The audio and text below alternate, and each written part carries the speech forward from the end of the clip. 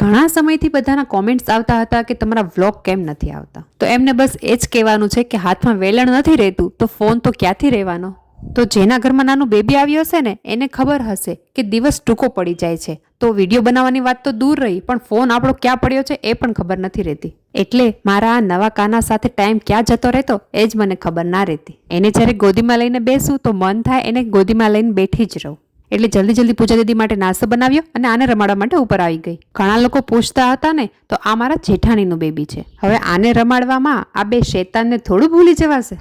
ગજબ બેઇજ્જતી હે. પછી આ બંનેને પણ રેડી કર્યા. હવે હિવા તો સ્કૂલે જતી રહી છે, પણ જ્યારે હિવા સ્કૂલે જતી રહી ત્યારે આ બેનનો કંઈક આવો હાલ હોય છે. હવે તમે જ કહો આમાં હું કઈ રીતે વિડીયો બનાવી શકું, કેમ કે નજર હટી અને દુર્ઘટના ઘટી એવો હાલ થઈ જાય છે. એટલે વચ્ચે મારા વ્લોગ બંધ હતા, પણ હવે રેગ્યુલર આવશે. જો તમને મારા વ્લોગ પસંદ આવતા હોય તો લાઇક, શેર અને સબસ્ક્રાઇબ કરવાનું ભૂલતા નહીં. મળીએ નેક્સ્ટ વિડીયોમાં. બાય.